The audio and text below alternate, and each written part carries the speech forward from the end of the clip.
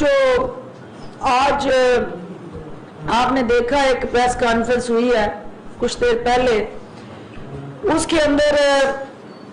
مولانا صاحب اور سابقہ وزیر اعظم ایک دوسرے سے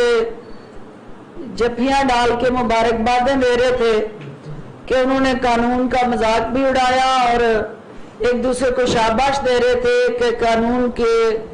رکھوالے جو خود وزیر اعظم کی سیٹ پہ اور اس منصب پہ فائز رہے ہیں وہ قانون کا اس طرح قتل عام جو تھا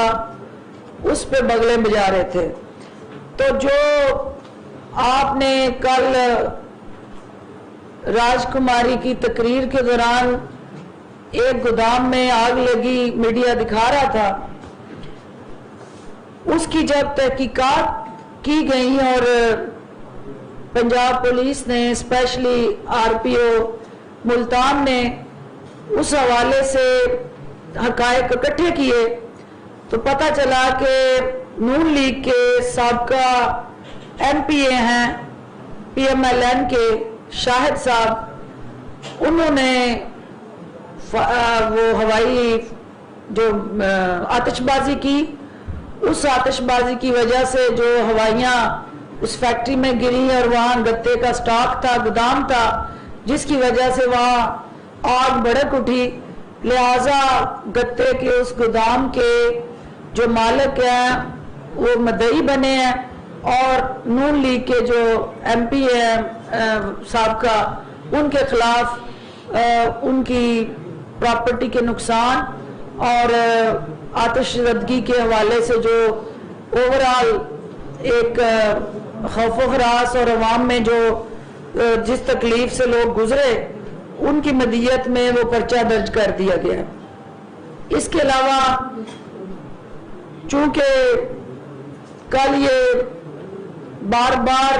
میڈیا کی سکرین پہ یہ واویلا چل رہا تھا کہ حکومت نے پسپائی اختیار کی، حکومت پیچھے ہٹ گئی، حکومت نے پہلے روکا اور پھر ان کو اجازت دے دی، یہ وہ زہریلا پروپیگنڈا تھا جس کے آرکیٹیکٹ جو تھے وہ ایک انجینئرڈ نیریٹو چلا رہے تھے جس کا حقیقت سے کوئی تعلق نہیں تھا۔ حقیقت یہ تھی کہ انتظامیہ نے جو درخواست دی وہ انفیکشس ڈیزیزز کنٹرول ایکٹ کے تحت ملتان کی انتظامیہ نے اس جلسے کی اجازت دینے سے انکار کیا، جس کے بعد وہاں تالے توڑے گئے اور بلوا کیا گیا، اہلکاروں کو مارا پیٹا گیا، نقص امن عامہ کیا گیا، سرکاری املاک کو نقصان پہنچایا گیا، جس کی وجہ سے وہاں شرپسندوں کے خلاف 16 MPO کے تحت کارروائی ہوئی، جو ملتان ہائی کورٹ نے کل جو ہے اس نظر بندی کے خلاف ان ملزمان کو ریلیز کرنے کا حکم جاری کیا، اور اس کے ساتھ ساتھ جو ہمارے پیارے مولانا صاحب حلوہ اور جلوہ اکٹھا دکھایا انہوں نے، تو ان کی خفیہ کچھ ہمارے پاس اطلاعات آئیں حکومت پنجاب کے پاس کہ وہ اپنے ورکرز کو انہوں نے ڈنڈے تقسیم کیے، انہوں نے بیٹھ کے پلاننگز کی، اور یہ 100% میں ذمہ داری سے آپ کو بتا رہی ہوں، کوئی سیاسی سٹیٹمنٹ نہیں ہے، کہ انہوں نے یہ ہدایات جاری کی کہ آپ نے پولیس کے ساتھ گتھم گتھا ہونا ہے اور ان ڈنڈوں سے پولیس والوں کو لہو لہان کرنا ہے۔ اور ظاہر ہے جب یہ اطلاعات ہمارے پاس آئی تو جس نے پولیس پہ ڈنڈے برسانے تھے، جب آپ کے ہاتھ میں آپ ڈنڈے دیتے ہیں اور لہو لہان کرنے کی آپ اکساتے ہیں اور ایز اے لیڈر آپ یونیفارم میں ملبوس اہلکاروں پہ حملہ آور ہونے کی ترغیب دیتے ہیں،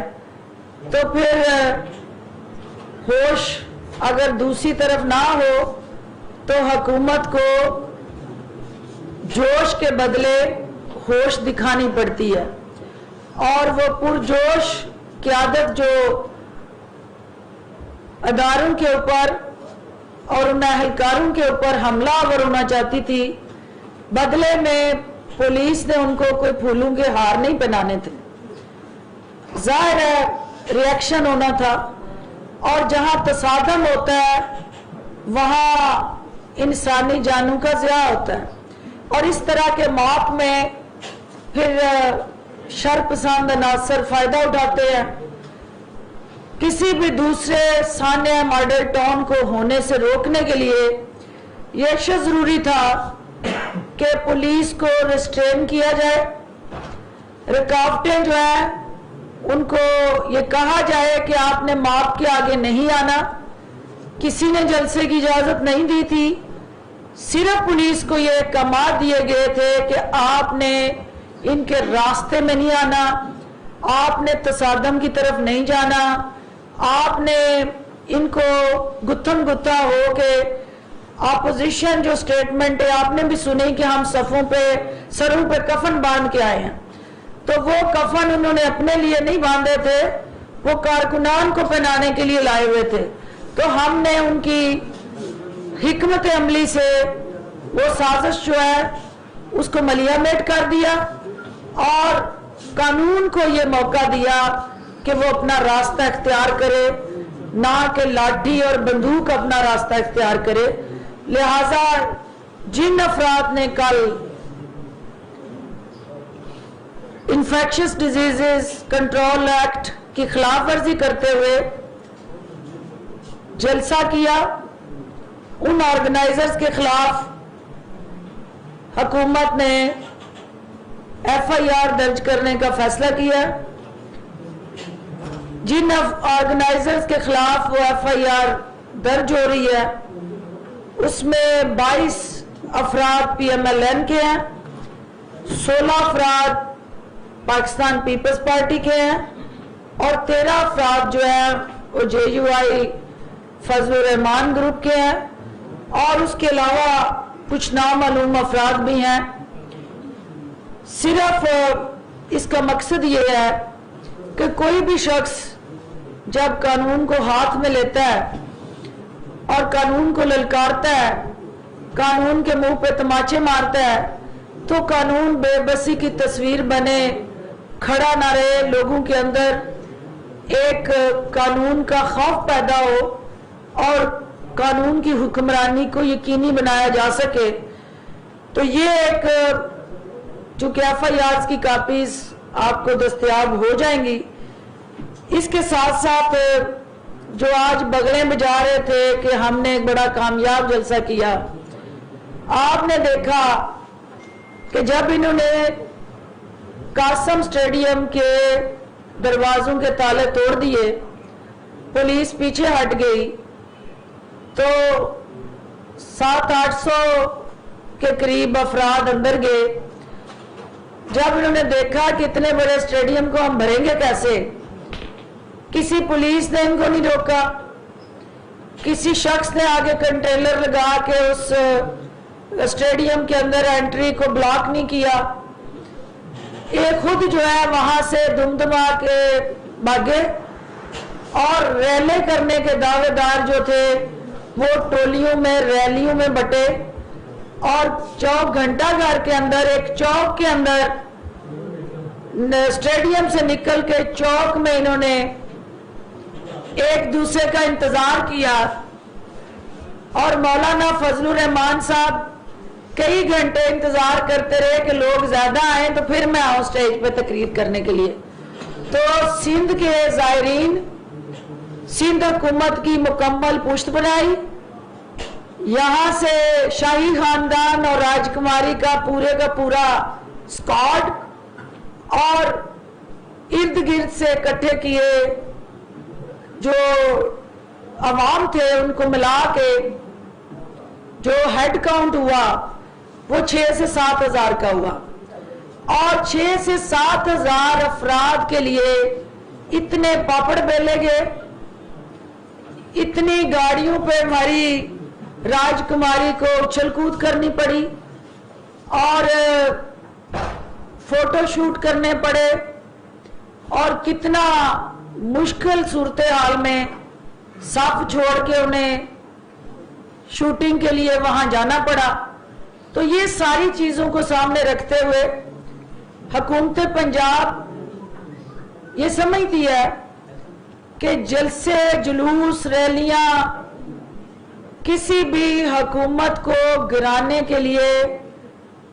मौसर हथियार नहीं है।